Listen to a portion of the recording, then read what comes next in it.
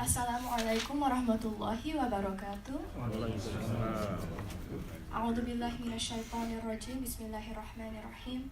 Innal hamdalillahi nahmaduhu wa nasta'inuhu wa nastaghfiruh wa na'udzu billahi min shururi anfusina wa min sayyiati a'malina. May yahdihillahu fala mudilla lahu wa may yudlil fala hadiya lahu. Asyhadu an la ilaha illallah wahdahu la syarika lahu wa asyhadu anna Muhammadan abduhu wa rasuluh. Rabbi sahli sadri wa yassirli amri wahlul 'uqdatam min lisani yafqahu qawli Rabbi zidni ilma warzuqni fahman. Good morning, everyone. My name is Alia, and I am from the DMV, specifically from Virginia. I am a third-year student at American University, and I will be moderating today's session on mental health and misconceptions. So first, today's session, addressing mental health has become incredibly important over the years, but our dean already discussed this topic centuries ago. This session will provide us with tips and lessons on mental health from the perspective of the Quran, Anbiya, and Sahaba. A driving question that we'll look at is how have they maintained a strong emotional well-being despite all the struggles and tests that they went through.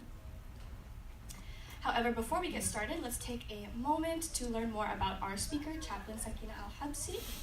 Chaplain Sakina specializes in spirituality and community, healthcare, and disaster relief. She holds an MA in Islamic Studies and Interreligious Chaplaincy from the Graduate Theological Union in Berkeley, California. From 2019 to 2021, she completed a clinical pastoral education residency and fellowship at Stanford Hospital in California.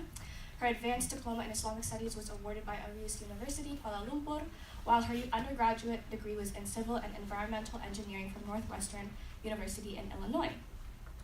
Chaplain Sakina also received classical Islamic training in Yemen and Indonesia. She's an active member of the Association of Muslim Chaplains North America and on the Ziarah Muslim Spiritual Care Board. Chaplain Sakina is also an advisor and counselor for I Love Quran Tahfiz and Khadija Learning Center in Malaysia. Before I turn it over to our speaker, I'd like to say questions will be taken at the end of the session, inshallah. And actually, questions will be welcome all the way through. Even better. So please feel free to take advantage of that. And with that, I will turn it over to our chaplain.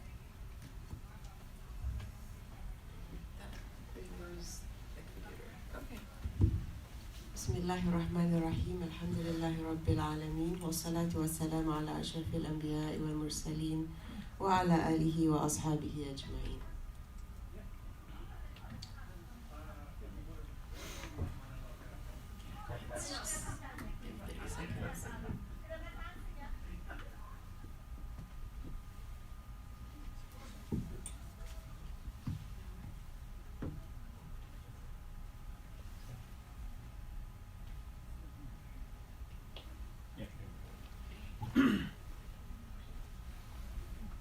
There's an example of something that can cause a mental health imbalance when you're in a stressful situation and things don't go the way you want.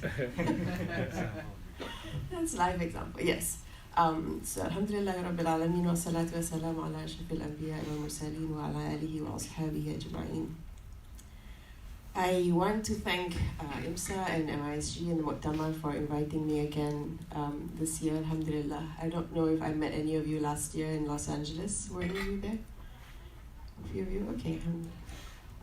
And so this year, we had discussed a few different topics to bring to the session. And the committee kept coming back with like, we need more mental health, spiritual health, mental health topics. Like, okay, let's go with that. And I find it very relevant always as a conversation, especially in a space like this where we are overlapping different aspects of our health, right? Mental, spiritual, emotional, physical health. And I'll talk a little bit more about this later, but even as recent as last week, we had another celebrity that took their lives, that died by suicide, and somebody that was popular with the youth, and also so later today we will also be having a session specifically on suicide awareness. I'm also trained by Maristan. Maristan is under Dr. Rania Awad, and we've had sessions on suicide awareness and prevention specifically tailored for the Muslim community. So that's one aspect of mental health. But before I continue, I kind of want to be clear that this is not going to be a diagnostic session. This is not a therapy session.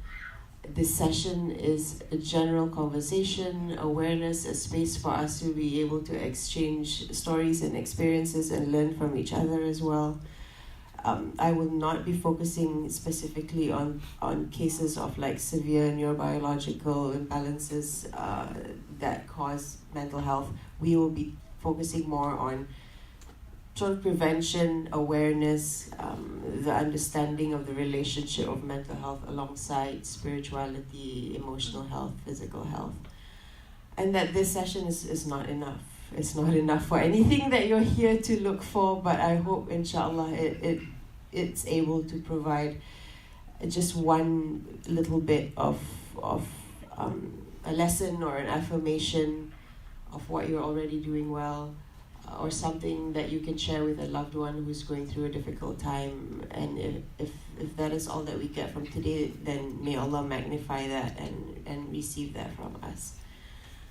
I also want to add that 2 minutes in the hallway is also not enough. I mean, we've been here 2 days. I think I've had 4 people come to me in the hallway. One was, can you please talk to my child? She's been attempting suicide. And I'm like, we're rushing to lunch or in another session, or like, how do we have this conversation in 2 minutes? My heart really, really is heavy. And also that is why I think it is important that we have more sessions like this.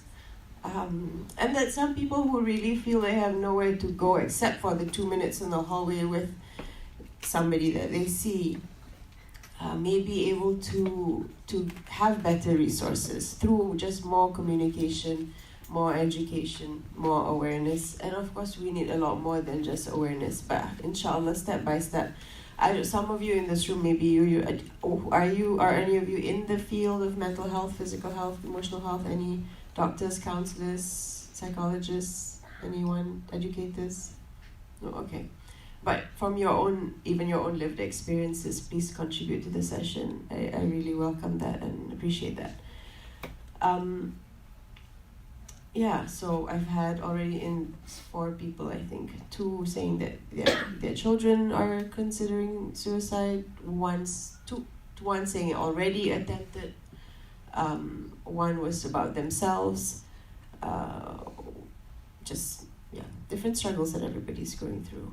And I think us being a community that is a safe space, a trustworthy space, a space where people can feel that they're not judged by each other, by their mu'tamar sibling, by their fellow Muslim sibling, their fellow Muslim community members. I think that's half of the battle and half of this topic of stigma and judgment and misconceptions. On that cheerful note, let's take a step back and look at the perspective of health and wellness in general. There's multiple models that you can look at, whether it's from the CDC or the World Health Organization.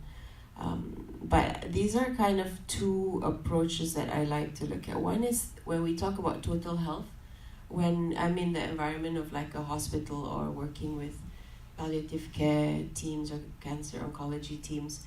Total health always includes the mental health, physical health, spiritual health, emotional health, social health, and then also financial health, and it's like that as part of their physical care. But there's another model which talks about wellness and flourishing and well-being. So it extends beyond health in a way. And I'm not really here to argue the semantics of one over the other or anything. We kind of want to get to the real meat of the conversation. But I want to just underline the importance of sometimes when people say, oh, it's a mental health issue, or oh, it's an emotional issue that she's having, oh, it's just a financial issue, that's why it's affecting that person's mood or something. Oh, they live in a place that the environment is full of crime and that's why their family is going through tension and conflict. But looking at the well-being model, we really appreciate how complex and how large the concept of our well-being, our flourishing, our afiyah. So I like to use the word afiyah in Arabic when we ask Allahumma inna nas'aluka al-afiyah. What is afiyah? Afiyah is that well-being, wholeness, flourishing in all aspects of our life. And so we cannot really isolate when somebody says, oh, it's mental health and emotional health. It's really all of it together. And we'll go through that a little bit more as we progress. Having said that, we are aware also of certain situational triggers that may bring out these struggles from time to time more. For example, life changes. So when somebody's leaving home for the first time, they're going through college and they may be more susceptible to having stress, emotional stress, physical stress, mental stress. Somebody who's adjusting to marriage, somebody who's adjusting to moving to a different country. So we've got significant life changes, and transitions are a time to be more aware of our mental and spiritual, emotional health as well. It could be a situation where something is not balanced in our well-being wheel, and that situation goes on for a long time. So yeah, we can handle one bad day at work, 1 week or 1 month, but if it's like months and months of an abusive environment at work, months and months of an abusive environment at home with your spouse, with your parents, with your children, something that is prolonged, that is not balanced, a long time of struggling financially or spiritually, feeling lonely, feeling isolated, losing a sense of meaning and purpose in life, struggling with your spiritual meaning when something changes or your role changes. I see this sometimes in cases where a spouse loses their spouse after they have died from cancer, for example, and they feel a loss of a sense of a role. Like, my role was as a good wife, a good mother, and now I don't have that. My children are all grown up. My husband just died. Like, who am I? So that sense of existential questioning is a form of spiritual pain. And will that affect your mental health? Yes. Physical health? Yes. Again, looking at the overlaps of it. Abuse, trauma could be things like a car accident. So your life was fine, everything was balanced, but there's a car accident, something, and then maybe you are paralyzed temporarily, or something happens where you lose your car, and that disrupts your life for a few months. So it could be a temporary trauma. It could be a chronic long-term trauma. And also depending on resources. We'll talk about this a bit later, but Islam teaches us not to be isolated. Islam is a religion that encourages social network and supporting each other and knowing what is going on in each other's lives. Not to the point, of course, like in some aspects where we are trying to get too much into other people's lives, but there's that balance of being aware of my neighbor's hungry, my neighbor's going through something, let me check in on them. So that resources coming in, not just financial resources, but your silaturahimi, your relationship, your resources from your own inner spiritual resources. How do you nourish our relationship with Allah so that can sustain us when we're going through a difficult patch?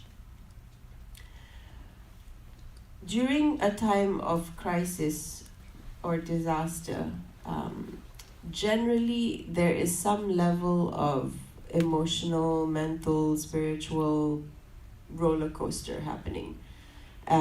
This is a graph that's commonly used to depict the timeline during a crisis or a disaster.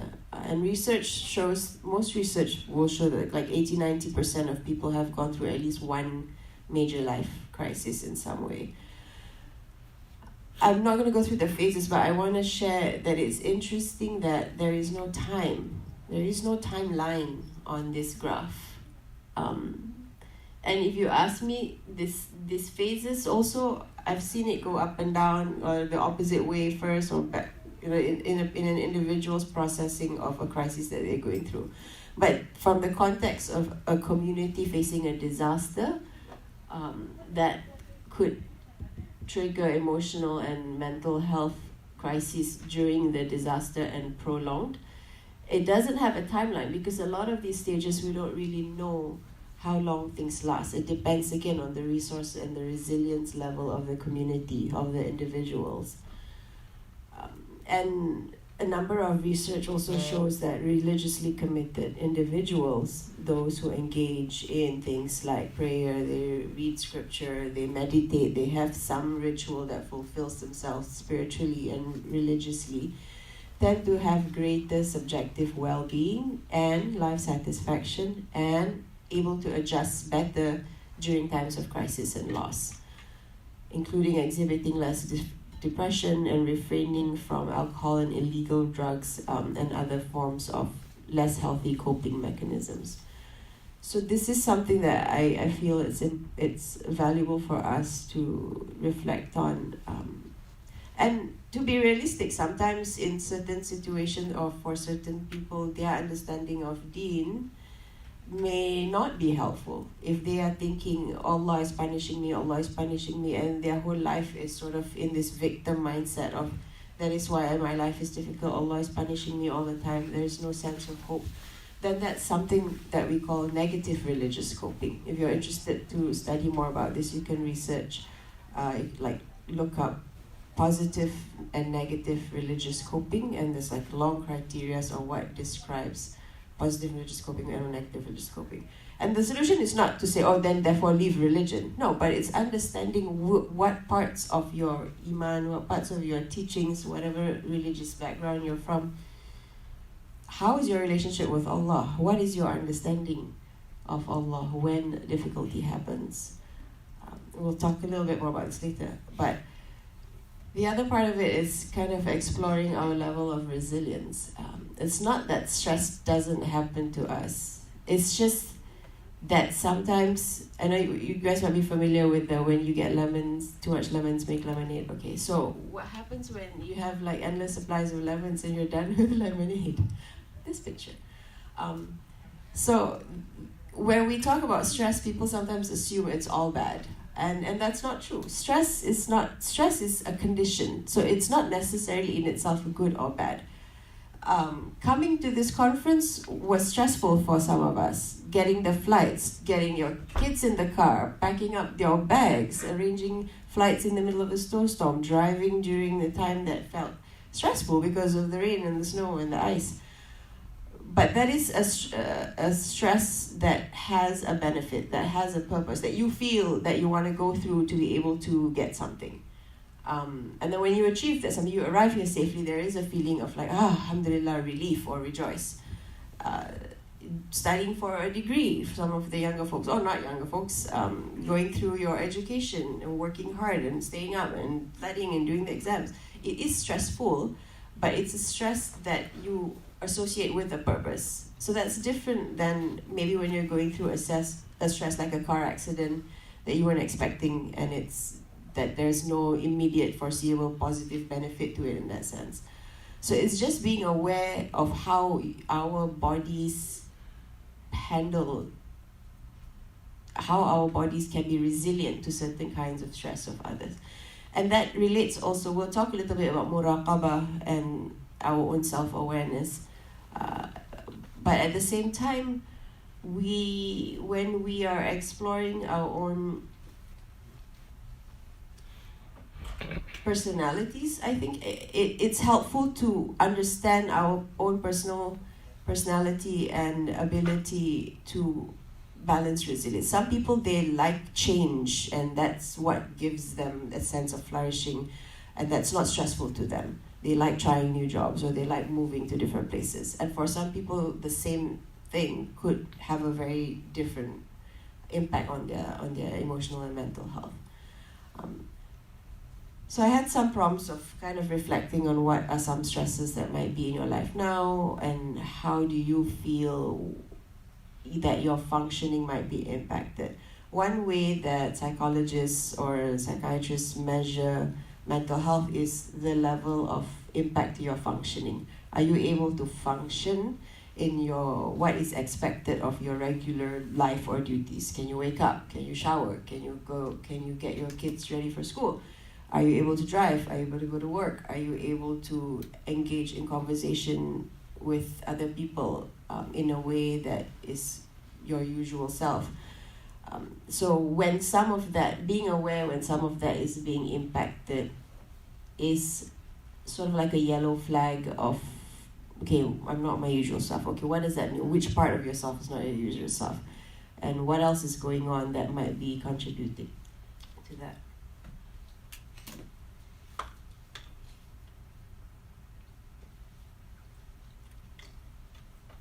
So when we talk about mental health, I appreciate the model that is the biopsychosocial model, because that incorporates not only the biological part of mental health, but also our psychology, which includes our emotional and spiritual health, and then our social relationships. We talked about parts of this as total health in general, but now we're getting kind of closer to the mental health part. So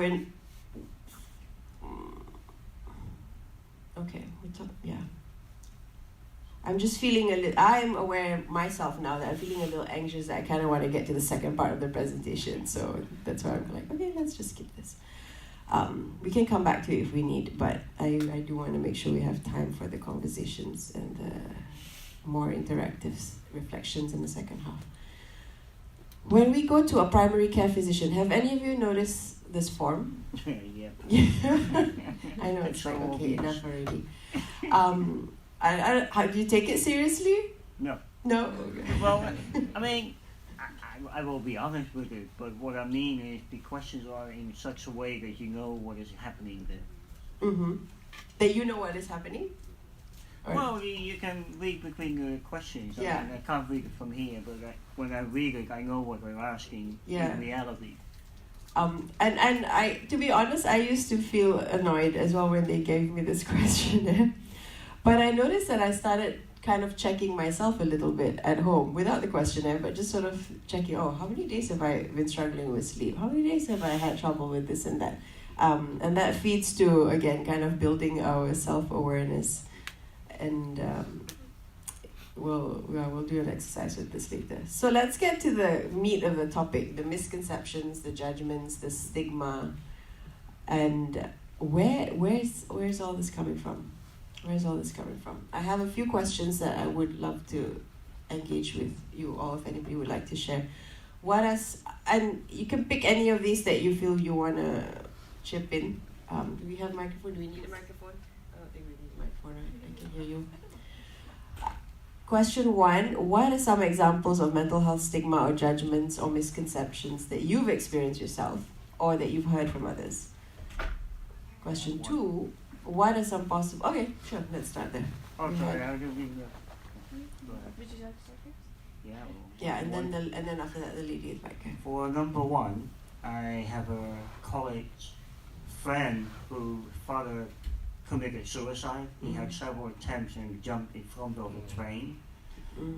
But then he started wondering whether it was something that would be inherited by genetics and that kind of thing.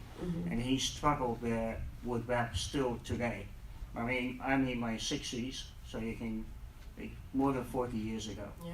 And it still is in his head. Okay. So that's sort of like him judging himself or questioning. Oh yeah, blaming himself for not recognizing it and being able to stop it. But he was in mental hospitals and all those things, so he had like 5-6 attempts before he was finally able to quote be successful. Okay, thank you for sharing that. Yeah, no, it's a shame, but that's when I see that kind of sentence, it comes straight back to me. I still remember 40 years ago having a discussion, and till today. Yeah. Allah make it easy for him.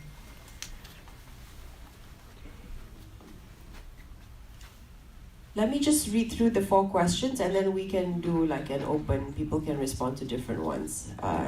So we talked about number 1, what examples that you might have from misconception of yourself or others that you've heard.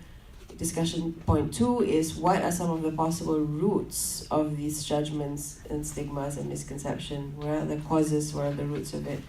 3, what about the opposite side of things? Have you experienced people just blaming everything on mental health all the time and as the main reason for whatever, their marriage struggle or they're not able to study or other things that are happening with them?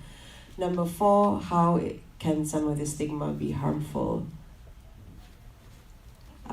And how do you see that some of the stigma can be harmful to the community or to ourselves? Okay, that really a great job.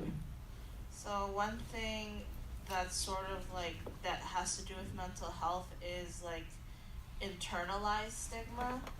Like basically like for example, like when I had mental health issues, my parents were like, keep it a secret or else you won't get a job.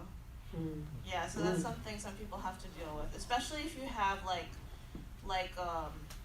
more severe mental illness, like that deals with like psychosis. That's even more stigmatized than even bipolar. So they're like, yeah, you have to keep it a secret or else you won't get a job. Okay, keep it a secret or else you won't get a job. And that's coming from your parents? Yeah. Okay. Anyone else? Who's got a response for number 2, 3, 4, 1, anything? So why are we here if we don't have any issues or judgments or misconceptions? Everything's fine out there. What is this for? Go home. I'll take a stab at 2. I think, possible roots that I've definitely seen for the judgments, stigmas, or misconceptions is maybe just the way that society teaches it. I think definitely from what I've seen is, it's gotten better. I feel like it's gotten a little better in recent times, but I feel like, people kind of see others with mental health as, maybe defective of some sort. And I feel like that's just a lot of what society has driven into people's minds. Like defectiveness, you're broken, you're not whole, something's wrong.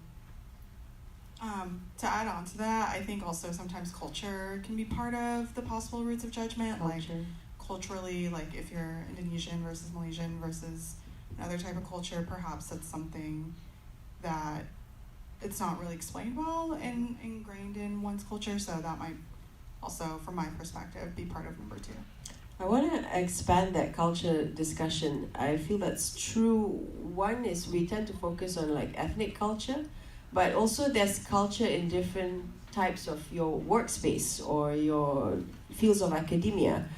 I have friends who are medical doctors who are going through mental health struggles themselves or their families. And she said to me, like, I don't want to go see a psychiatrist, I don't want to see a psychologist, I don't want my patients to find out. I'm like, you are a doctor, what the? But there is that culture of that stigma within that field. So it's not just culture, what we tend to think of ethnic culture, but culture of your profession.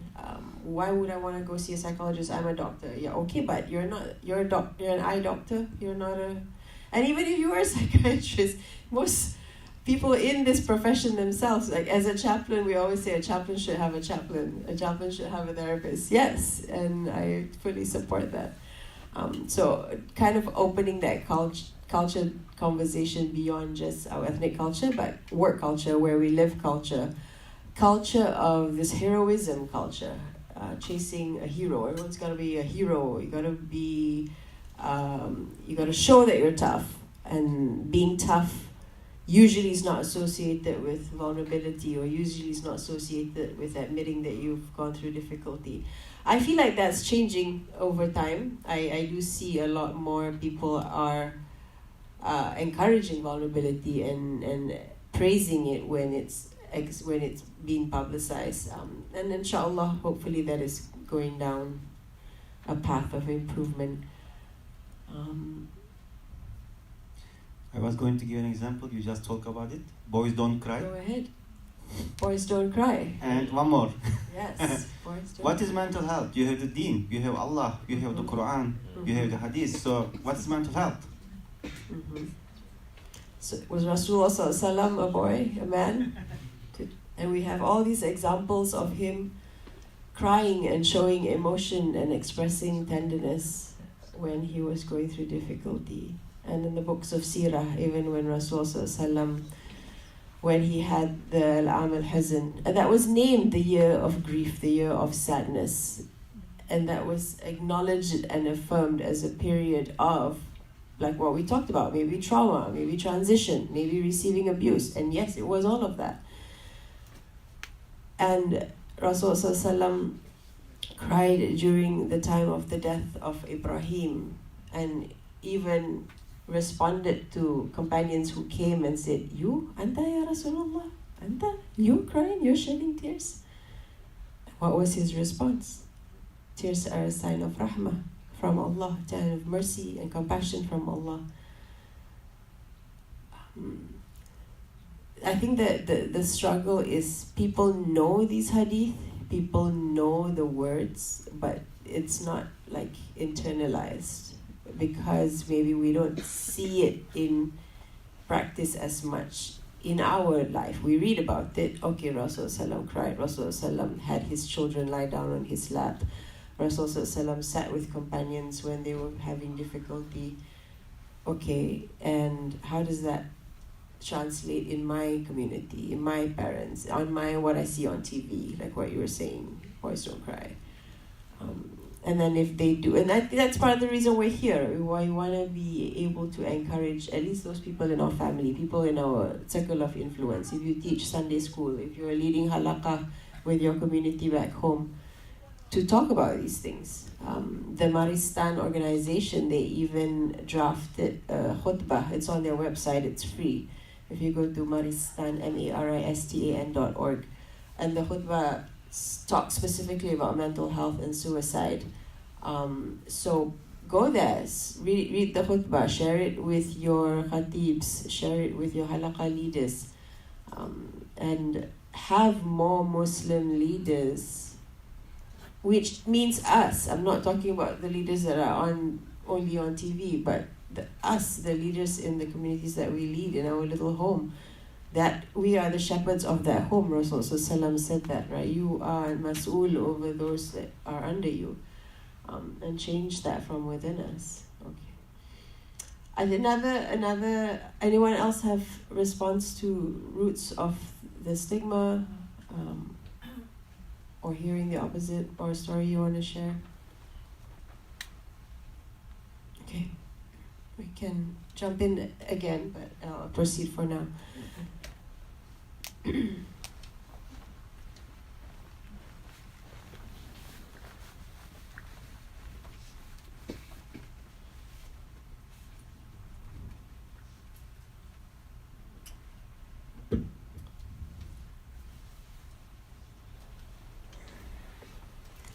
I think one of the hadith that often comes to mind as soon as we talk about judgment or putting people down,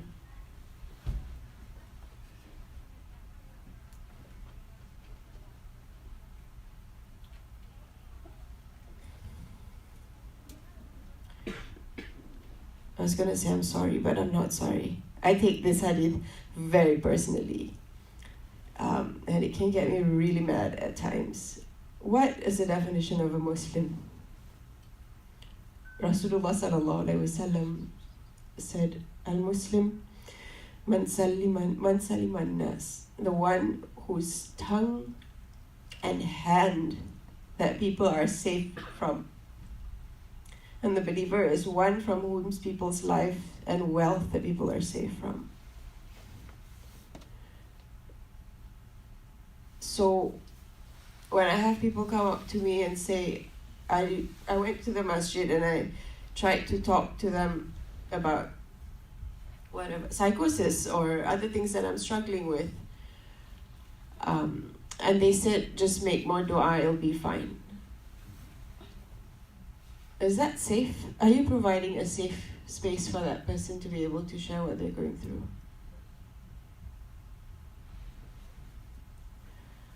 When I'm not trying to blame, I'm just like raising the importance of us taking ownership and being that person, being that Muslim, being that person that other people feel safe coming to us to tell us whatever difficulty they're going through. That we know our tongue is not going to cause them harm. Our tongue is not going to talk about them behind their backs with other members of the community. You know so and so, anak dia gini gini gini. Ya, anak you apa jadi nanti? You know, when you're talking about other people's children and then our own children.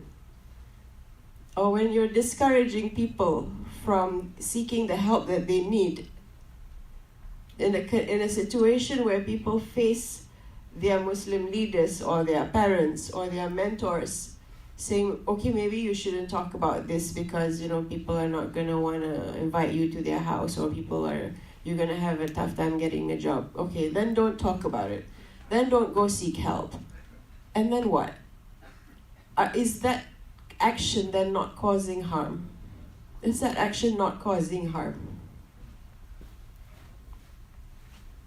Sometimes we are so obsessed with the definition of being a Muslim from the outside, and we forget one of the core definitions of the Salam, the Islam. That security, that safety that we promise somebody when we say Assalamu alaikum. Assalamu alaikum is a contract. It's not just peace be upon you. It's peace be upon you in a contract. You are safe with me. And that means your mental health, your emotional health, your physical health and wealth, all that is safe with me in this bond. And how can I accompany you through whatever you're going through in this dunya? Because we want to get to Jannah together. Even if that means it's hard for me, even if that means, I don't know what psychosis is, I gotta go learn. My friend says she has psychosis, or she has bipolar, so he's gonna freak out sometimes, and then sometimes he's gonna be okay. Or the housemate that I have in my dorm needs to take medication. He has to hide his medication because he doesn't want his housemates to see it. Why? Is that safe? You should be the housemate who will help him to remember to take his medication. Knowing that people who have mental health struggles and are on medication often struggle with taking their medication.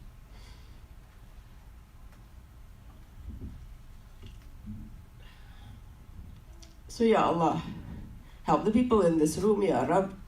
Yes, Halam, help the people in this room, help us, all of us, our communities, to be a Muslim by this definition, to be a mu'min by this definition.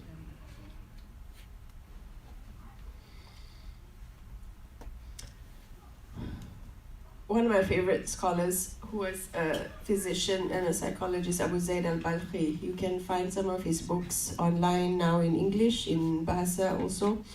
Indonesia ada, Malay, I don't think so. Bahasa Indonesia ada, and Bahasa Inggris. And he writes about, he was from the year 800s, and he was already talking about first aid, emotional first aid, psychological first aid, mental health first aid, before whatever you read in the textbooks today. And I'm trained in disaster relief first aid also, and medical, but we also do psycho-spiritual and psychosocial first aid.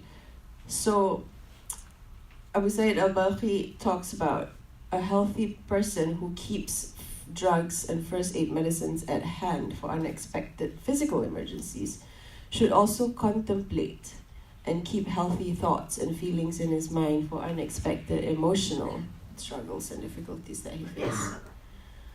And I'd like to relate to that because one of the, I think most, I'm going back to cultivating self-awareness as one of the most important tools in our overall psycho-spiritual health. And then that self-awareness then connects to awareness of the other, being aware of what you're struggling with or what you're happy with, and then being more aware of the other people around. People keep peeking in and they think like there's no chairs, so I'm sorry, could some of the ones from the back come to the front so those who are late can just sit at the back? The ladies' side especially, there's seats here. I promise I won't bite. Maybe. I'll just cry on you. Let's go ahead. I'll just cry on you, or get mad. We welcome all emotions in this room.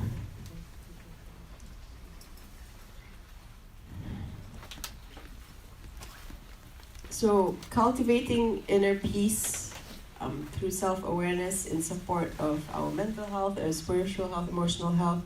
Man arafa nafsahu faqad arafa rabbahu. This is attributed to Yahya ibn Mu'az or Ali bin Abi Talib radiallahu anhu.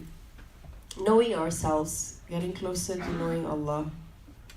And Ibn Qayyim also talked about that contemplation, that process of muraqabah, the process of tadabbur that we do with ourselves in contemplation, being the key to all goodness, and it's the best function of the heart and the most useful of it.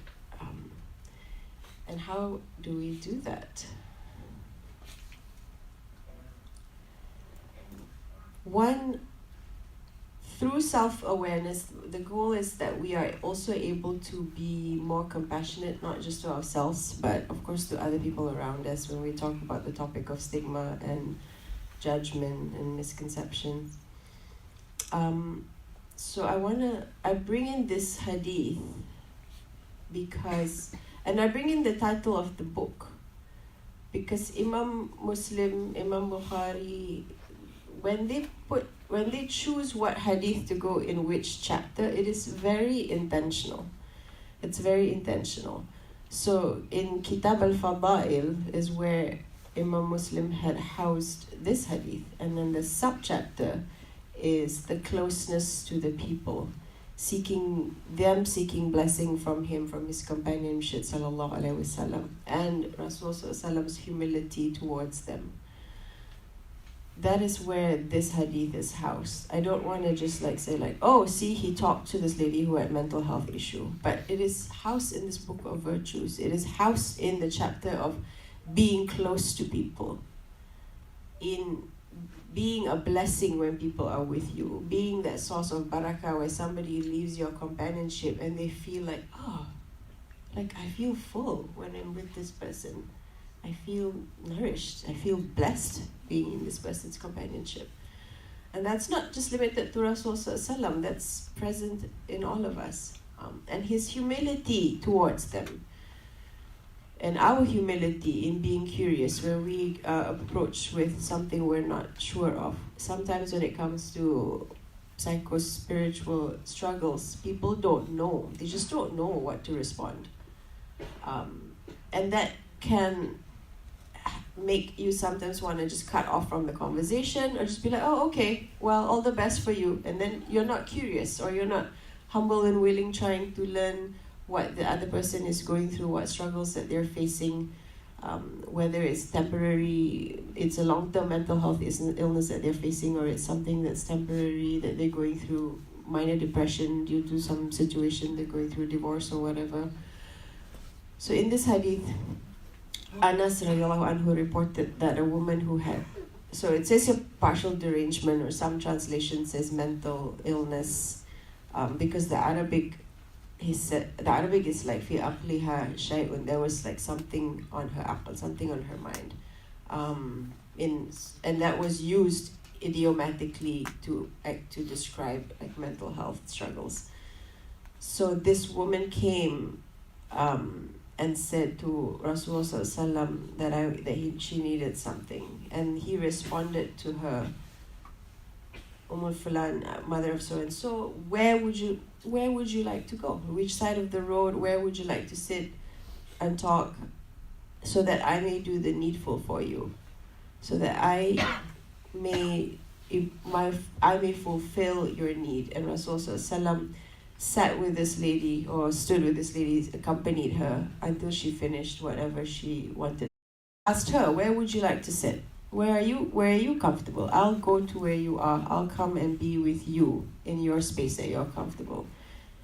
And then he sat with her until her hajat was fulfilled, until whatever she had to express was fulfilled. He did not rush her. There was no sense of cutting her off or like leaving, or I'll give you 5 minutes and I'll come back. So the amount of care and attention that Rasulullah provided in his compassion. This is just one example, and I know all of you can come up with many, many more from our seerah. All right, before we go to the next session where we'll have some more exercises and discussion, any questions, any comments, concerns? I see some familiar faces from far away. Yes? Sister, I don't know if I should ask this question now or at the end of the session. What I would like to know is, based on your experience, is there anything that you can observe to be able to tell that, you yourself or, the person that talks to you are in the beginning phase of having, mental issues?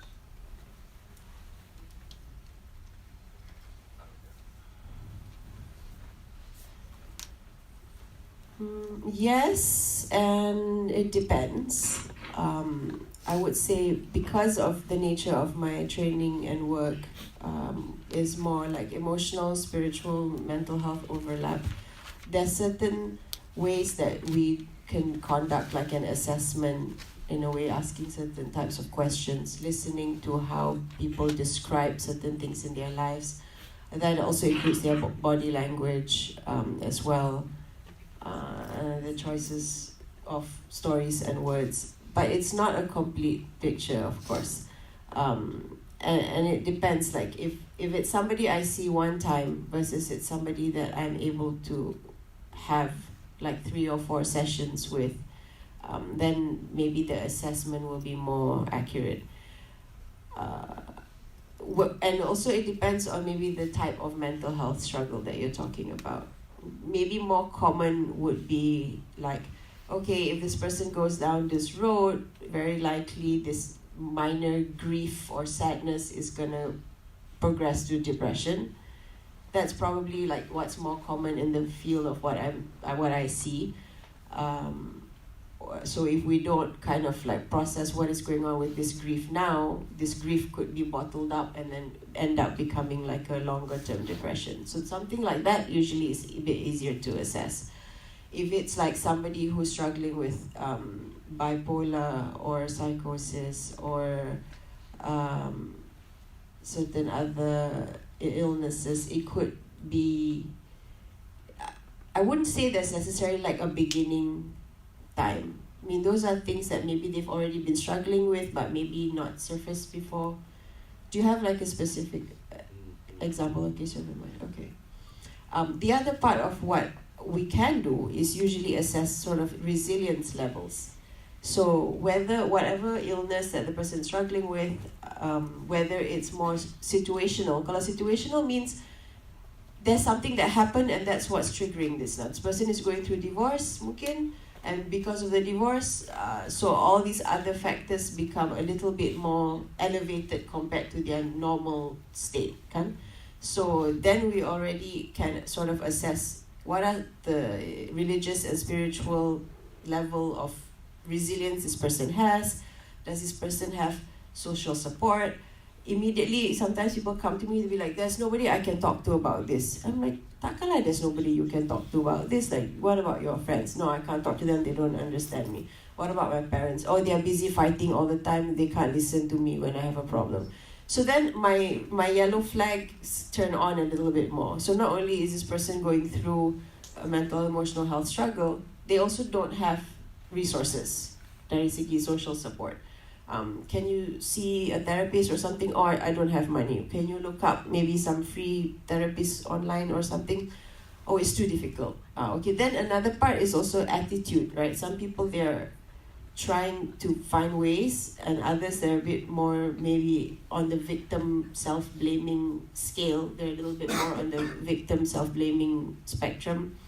And that becomes a bit more challenging because you cannot force anybody to do anything unless they're willing to do it themselves, right? You can give all the resources, you can arrange all the sessions or the therapy or the counseling, you can pay for it, you can drive them there, but if they don't want to engage, then it's hard, you can't really force.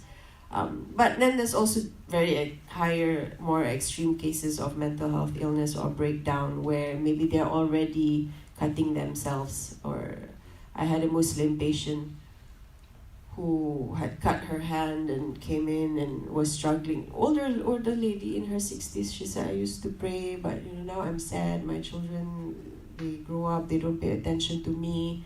And it sort of came out that the reason she cut herself was to kind of get attention from her adult children who didn't come and visit her anymore. And they just talk to me on the phone and they tell me to salah and talk to Allah. And okay. So anyway, it's a larger issue, but some levels of assessment that we can do. Any other comments or responses? Thank you. Okay, let's watch this video. Have any of you seen it? The Cleveland Clinic? Okay. As you're watching, maybe if you see one or two characters in the... Oh, I hope we have sound. When we see one or two characters in the video that you might resonate with or identify with yourself or somebody else, and then we'll reflect together after. No,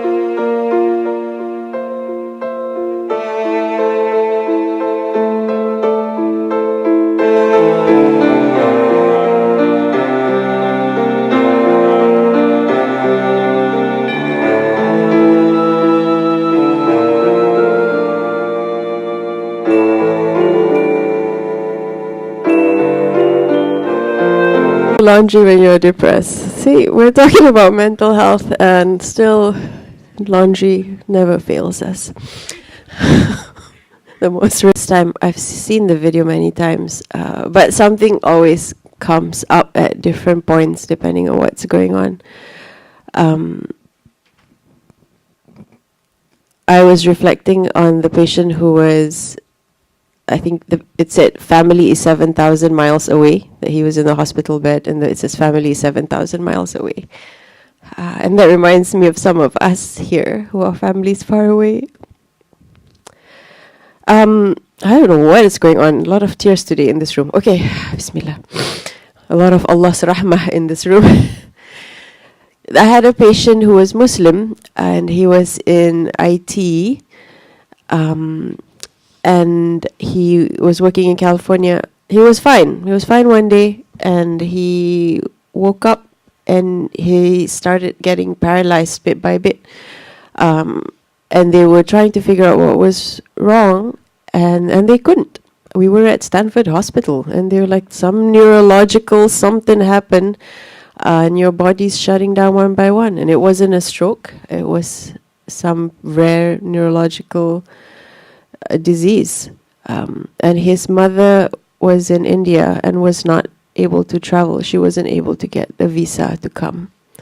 And we submitted a letter to help for them to get their visa. And finally the mother was able to come. And she would not leave the son's bedside. And she just sat next to him day and night. And everyone's like, you need to go back to the hotel, or shower, rest, something. She just would not leave. And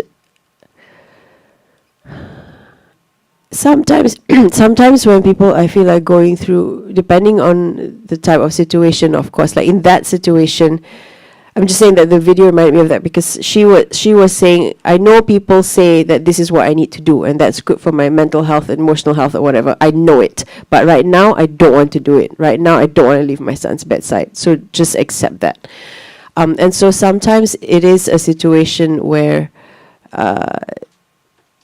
our health, the balance of that well-being and health is something we're paying attention to. But during certain times of crisis, we are prioritizing other things. And that's okay.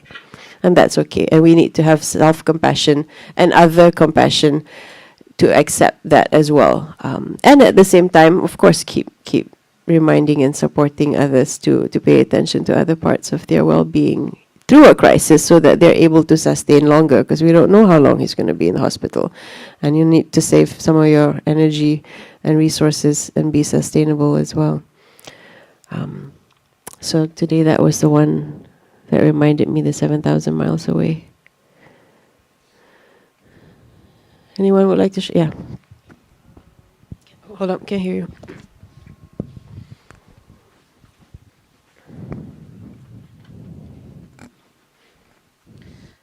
Something that I learned about mental health is that because it's an invisible illness, other people can't understand you unless you tell them. Mm-hmm. So, for example, like, if something bothered you, no one would know unless you told them. Mm-hmm. And, yeah, that's pretty much it. Yeah. If you have a broken leg, you have so many people coming to ziyarah and bring food and take care of you and drive you to work. You have a little bit of a broken part of your mind for a season or your heart for a season. People don't see that. And other people that's part of what we're trying to cultivate, right? That self-awareness, and then the other awareness, to be able to kind of notice when something is a little off with somebody else in your life and pay attention to that and give them the space to share that. And sometimes that's all they need. You might not need 10 visits to a psychologist or whatever. It might just need a genuine companion to go through some difficult parts of life with you. Thank you for sharing that. Brother? Yeah, this video is reminding me of like something where it's more so like a question. What are your thoughts of people telling others when they have like mental health problems people telling them, oh, others are going through worse than you. Just forget about it and be grateful for your situation. Because, me, myself, I fall under that mindset where it's like, maybe like I'll have a problem, but like others will tell me, others like I don't really know, but like they'll just tell me, oh yeah, others, you still have a roof over your head. You're still able to walk. People on the other side of the world have no food and no water, access to water. So I guess I just want to know, what are your thoughts on like people saying things like that? Like, is it good? Is it bad? Like, is there like a negative effect when people say that people are going through worse than you? What are your thoughts about that? Like, what is there something you're going through now a little bit that you don't mind sharing? Maybe not like, I'm not gonna go into detail, but like, I am going through something, and I guess like growing up, I fell under the mindset. I fell under the mindset where people. I still live in a house with parents who are alive. I have access to water, food, and for like, I am grateful for the situation that I'm in, but that doesn't dismiss the problem. That problem is still going to be there, and like I tell other people where some people fall under that mindset as well, and I tell others, just because somebody's going through something, that doesn't mean your problems don't exist. Like, for example, let's say somebody's going through depression, another person's going through like hunger. I'm asking you. I'm not asking somebody else. Like, if I say, brother, like, how does it feel now if I'm saying, like, why are you complaining? You're like strong, your legs are strong, you look fine, you have parents, you can travel to Boston. Yeah. How is your life so difficult? How does it feel when I say that to you? Isbiru, salah and sabar. I guess it just feels like you're dismissing my problems, I guess. Like, if I were to tell you like a problem of mine and you said that, then I'd probably feel like, dang, you're dismissing my problems. But at the same time, I guess it's a mindset already embedded in me that I gotta get rid of, where it's like, yeah, sure, you are correct in some way, where I do have like legs, I'm still able to walk. Yeah. But there's also a small part of me that's like, oh, you're also dismissing the problem that I'm trying to address to you. So I would welcome both those parts of you. As a Muslim, I believe, we might as well jump there and then come back here. So as a Muslim, I believe that Allah gives us tests and struggles as part of our life experience, right? And so whatever I'm going through is different than whatever you're going through. And you could have whatever from the outside looks like the perfect household, but your pain is still valid and your pain is still affirmed. And Rasulullah SAW, in his many examples with Sahaba, which come with different problems, to him, there's the underlying teaching of Islam, like we know this is part of our life's journey, and we know that Allah wants us to go through different things with Allah's wisdoms beyond what we can see. So that's, inshallah, the underlying foundation that we have. And so that's true, and it's also true that Iman, yang kuswa yazid, goes up and down. Iman goes up and down. So when you're going through something and that happens to be an Iman down point, did Rasulullah ever really like chastise Sahaba, like, astaghfirullah, you shouldn't, this is this. Yesterday in the other session we talked about the hadith of Hanzala. So when Hanzala, a companion of Rasulullah, was walking around the streets and saying, like, I'm a munafiq. When I'm with Rasulullah, I feel like so shukur of my life and able to handle anything, and then I go back to my home and I feel like a munafiq. I can't do as much as I can. And Abu Bakr radiallahu anhu heard that. And Abu Bakr said, oh, I'm doomed. I'm like, okay, not exact words, I'm paraphrasing, but like, that's what I feel too. Let's go talk to Rasulullah. And when they go to Rasulullah said there is a place and time for everything. So there will be times when you are feeling genuinely what your head knows, which is that some of the difficulty you're going through is helping you to go to Jannah, is removing a harm, is that Allah could have made things something more difficult, but whatever you're going through now is already reduced from whatever you meant to. You are aware of that cognitively, right? And at the same time, we are validating your feelings and emotions, which are also real. Because you cannot, there's something called spiritual abuse and spiritual bypass. So as a chaplain, one of the main things we study and teach is being aware of spiritual abuse and spiritual bypassing. So when you come to your imam or your ustada or your ustad and they jump straight to whatever you're going through, they jump straight to sabar. They jump straight to you should be grateful. They jump straight to just pray more and you'll be fine. That is part of the journey. I'm not saying don't do that, but I'm saying that somebody who's coming to you with pain and struggle of whatever they're going through, even if it seems small, is valid to them. That's the test that Allah has chose for you, right? You have a home, you have a family, okay, but you have whatever mess that you're facing that on our human eyes and scale, yeah, may be smaller than the child who's an orphan and has no food, but we don't know whatever that person is going through. The scale, it's not standardized testing. Allah's system with insan is not standardized. Our tests are unique. Our strengths are unique. Our level of resiliences are unique. So be that person who doesn't say like, you do just shukur lah. Yeah, okay, shukur, and also like, hey, that's valid, that sucks. Failing that exam was hard. And failing that exam, you might not know, the person goes back, their father yells at them because they feel that. So there's repercussions of something that whatever they're, it's not just about failing an exam for them, it's something that's making them very anxious. And like, well, it's just an exam. Other people don't even have a home over their head. Like, okay, fine. Then don't talk to that friend. Find some other friends. Find some other friends who understand that the sunnah of listening, compassionate listening, the sunnah of trying to address each person with whatever is unique to their situation. Rasulullah also, when different people came to him with the same question, he had different responses, right? Sometimes he would say, how do I be the best Muslim? To some person, Rasulullah would say, don't be angry. Control your temper. With another person, Rasulullah gave a different response. Don't go to jihad. In the battle, stay and take care of your parents. The question might be the same, but he had done his assessment of this person.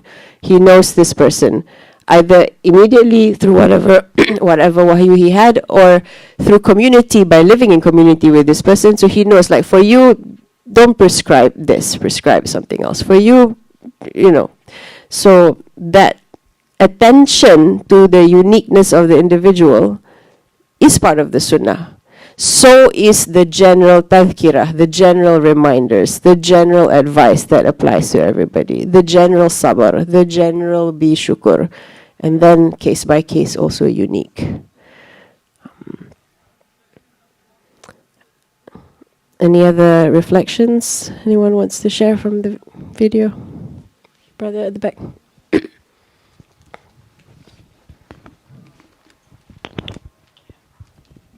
So I just have a question about like mental health triggers that you could avoid, and like what's your perspective on it. So from personal experience, when I was in college, I had a friend who was in my group, and we were doing like a really hard project. So what he just couldn't like understand the project at all. So we would kind of pick up where he left off, and he felt like he felt like really inferior, and like he wasn't in the best headspace, I guess you could say. So he was thinking about like dropping the class, and he got like really depressed because of that. So I'm just curious, at what point do you say like you should write it out versus you should kind of cut it at the root? Because this was kind of, when I can reflect on it now, and when he can reflect on it now, he's told me like, yeah, it was worth it to kind of stay in the class because I didn't waste the money, and it was only like one project that really made him like super depressed. So I'm just curious, at what point do you say, yes, write it out, or yeah, you should just cut it at the root?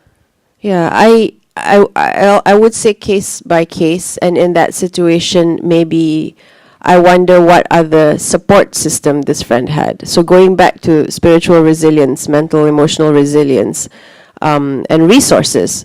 So was it enough? Did this person maybe have more friends around him that was like, look, let's do this together. We'll work with you through it. Did this person individually, were they also going through something else that wasn't just about the project? Like they were just emotionally exhausted about other stuff going on in their home. I can't say for sure, depending on what else is going on in that person's life.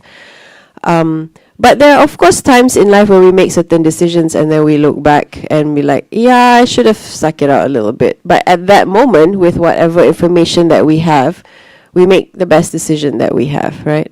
So I wouldn't focus too much on regret. I would focus more on what's coming up next. As a Muslim, in decision making, I try to focus on istisharah and istikhara. So if the person has done istisharah, they have consulted with you, their friends, their parents, or whatever. We've talked about, okay, the finances of the course. We've talked about whatever struggles I have in this semester. We've talked about additional help from counselor, or talking to the professor. Sometimes they don't even talk to the professor, and the professor is willing to help adjustment. So we've done the istisharah with irrelevant people, ask Allah for guidance, and then make a decision. And that was whatever is decided. We move on with our life from that point on. That's my general take. You wanted to respond? Or I was gonna say, like, yeah, he talked to the professor, he talked to like a lot of the TAs, and then he kind of went to me asking what he should have done. Mm-hmm. And I was mainly like his support center because the other group mates he didn't really know. Okay. So it was I was mainly his support center. I don't know if that would be like enough in his eyes, but I guess he stuck it out. So I could say he made the right decision. Okay. I'm glad that he had somebody like you on his team. Barakallahu feek. What is our timing? Do we have time for activity? About 10 minutes. We have 10 minutes.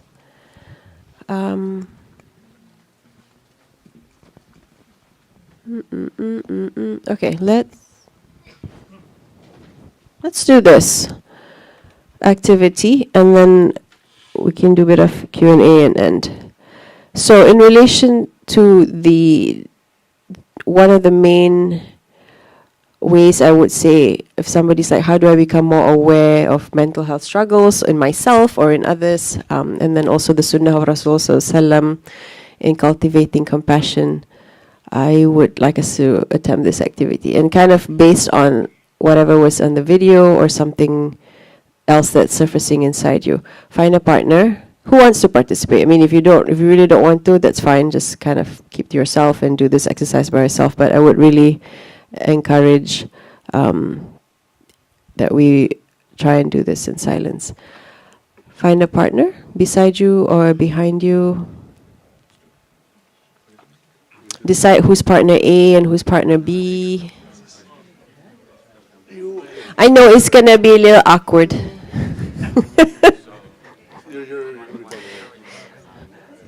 But we will lean into the discomfort and the awkwardness. Decide who's A and B. Okay. So partner A in silence. Partner A will reflect on the video just now, or you might have a memory. Okay, instructions.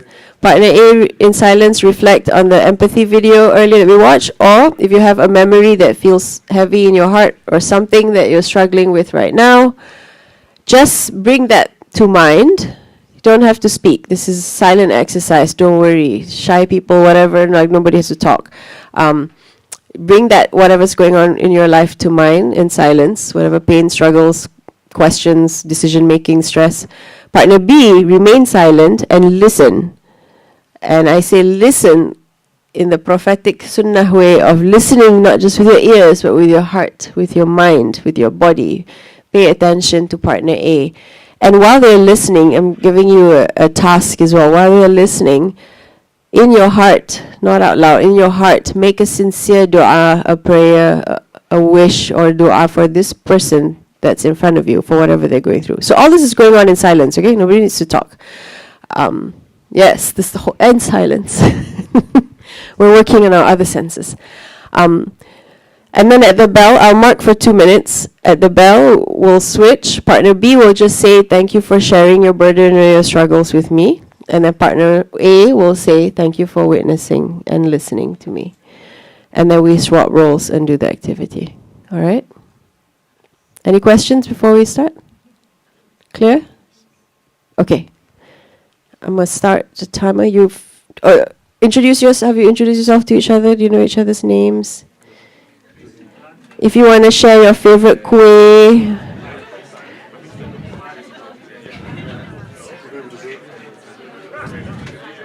Yeah, the favorite kuih gets the loudest. Or favorite ice cream flavor. Okay. Okay, that's fine. Because we had many all along, so it's fine. We'll just do the activity. All right, we're gonna start. We're going to start. Bismillahirrahmanirrahim. Ya Allah, help us to be able to embody your rahmah, your compassion, as we sit with each other and accompany each other. Okay, start. Partner A and B. So you guys face each other. Partner A and B face each other. Let me repeat the instructions. Partner A and B face each other. Partner A right now. Shh. Okay. Let me restart. Partner A and B now face each other. Partner A, in silence, you reflect either on the video or some struggle that you are going through. Partner B, absorb that and listen with your heart and mind and make dua with all your heart for partner A in silence. You don't know what they're thinking, what they're going through, but they're processing it in their mind through their energy. Okay? Bismillah. Start.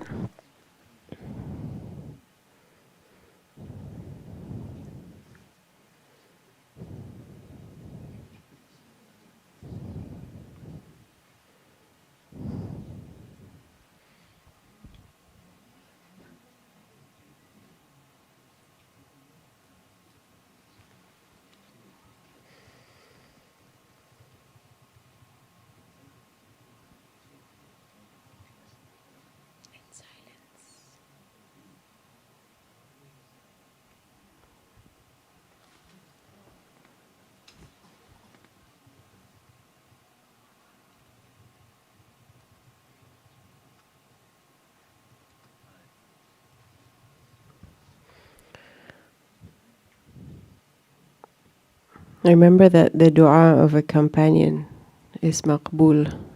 And so be sincere when we're making dua for our partner and whatever that they're going through.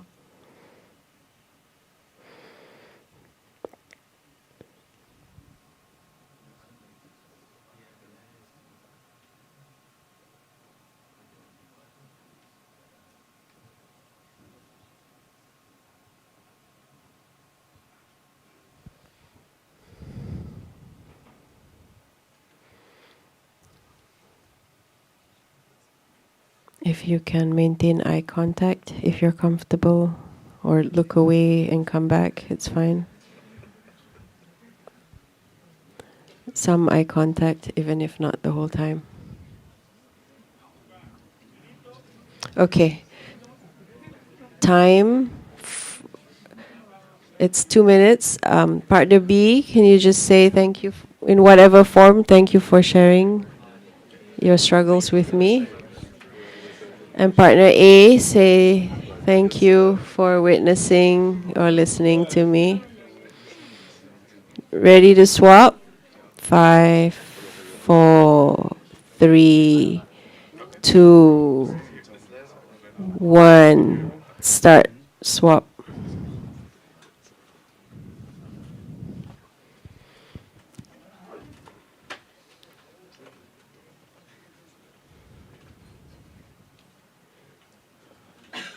Some eye contact, it doesn't have to be all the time, but some eye contact in silence.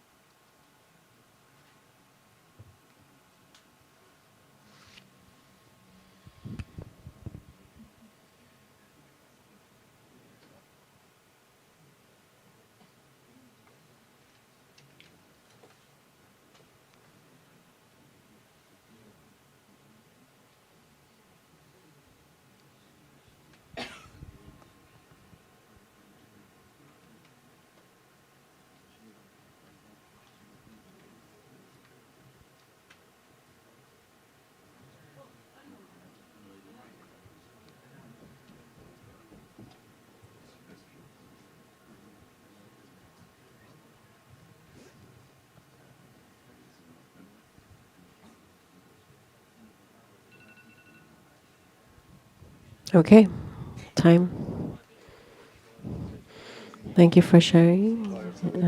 Thank you for witnessing. Okay. How did that feel? Other than awkward, yes, it was. And awkward and anything else? Anyone feedback?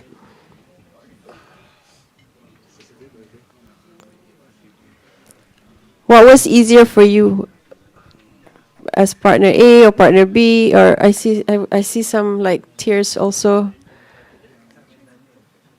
Why don't you share that reflection out loud, brother? Why don't you share the reflection with us? Oh yeah, I'll just speak. Yeah. I guess it's something that we learn also so I study martial arts as Silat, and this is something that we do often. We try to read people's intentions by this feeling, the energy that is being portrayed or being given by another person. Mm-hmm. So like I feel like it's something interesting about our souls is that we have this energy. If people have good intention towards you, you can feel it. Mm-hmm. And if people are praying for you, you can feel it too. Okay. So it's something that you can, yeah. How does it feel to have somebody sit there and dua for you for 2 whole minutes? Yeah, it's like, okay, you can feel it coming. Continuing until, okay, stop, okay. Okay. Yeah. Thank you. Anyone else would like to share? Okay, we're at time. Okay. You can share your private reflections. Yes, your best will look different on each day, and that's okay. Just cultivating what we talked about, the self-awareness. What's your check engine like? Not just your car, but your own check engine light. When you feel a little spiritually down, emotionally, physically down, and being attuned and aware to that. And then ending with what we want to commit to ourselves as we leave this session and as we progress to other sessions, that how I plan to improve my own psycho-spiritual, emotional, mental health. One thing I want to do to learn more about this topic, and one thing or one person I plan to share or discuss this with. So we won't discuss it out loud. We'll just leave you with that to take home. Alhamdulillah Rabbil Alameen. Thank you so much, Ya Allah, for the opportunity that you connected us in this space. And thank you to all of you for your time. You could be anywhere. You chose to be here. And I don't take that for granted. Jazakumullahu khairan. Barakallahu fikum. Subhanakallahumma wa bihamdika. Nashadu an la ilaha illa anta. Wa nastaghfiruka wa natubu ilaik. والعصر إن الإنسان لفي خسر إلا الذين آمنوا وعملوا الصالحات وتواصوا بالحق وتواصوا بالصبر. Thank you so much, Chaplain. To our audience, I'll just reiterate the same thing. Thank you all for attending this very profound and necessary discussion on mental health. We hope this session provided more insight. I'm a really big advocate for this topic, so it's been a pleasure moderating this session. We appreciate you, Chaplain, for your time today, and thank you for sharing your knowledge with everyone. Everyone deserves to have access to mental health resources, and so for those who would like to learn more, please feel free to reach out to our chaplain. If you have any words on that. If you're looking specifically for Muslim mental health support, I would also recommend Khalil Center, KHALIL, Khalil Center online. They have online services. Some are free, some may have some fees. Maristan, MARISTAN, also mental health and spiritual health. So Khalil Center, Maristan. And on Maristan's website, there's many other resources for Muslim-related mental health support. Thank you so much. Jazakumul khairan. Thank you so much, everyone. Wassalamualaikum warahmatullahi wabarakatuh.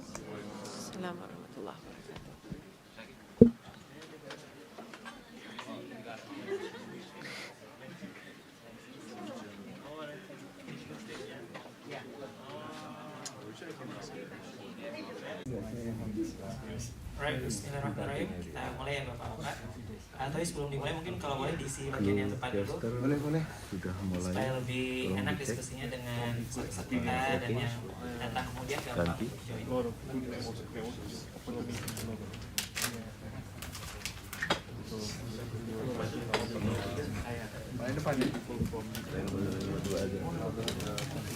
Gulcaster sudah siap, sudah dimulai. Tolong dicek apa sudah oke. Nanti sudah dibawa ke Istiqlal, Mas. Sudah sholat 2 rakaat. Gulcaster 2 rakaat aja. Saya doain mudah-mudahan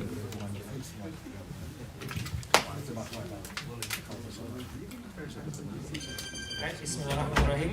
Assalamualaikum warahmatullahi wabarakatuh. Alhamdulillahilladzi hadana li hadza wa ma kunna linahtadiya laula an hadanallah. Alhamdulillahirabbil alamin. Assalatu wassalamu ala asrofil mursalin wa ala alihi wa sahbihi ajma'in. Allahumma shalli ala Muhammad wa ala alihi wa sahbihi ajma'in. Qala Allah ta'ala fil Qur'anil Karim, a'udzubillahi minasyaitonir rajim. Bismillahirrahmanirrahim. Qad sami'allahu qawla allati tujadiluka fi zawjiha wa tashtaki ila Allah wallahu yasma'u tahawurakuma innallaha sami'un basir. Sadaqallahu adzim.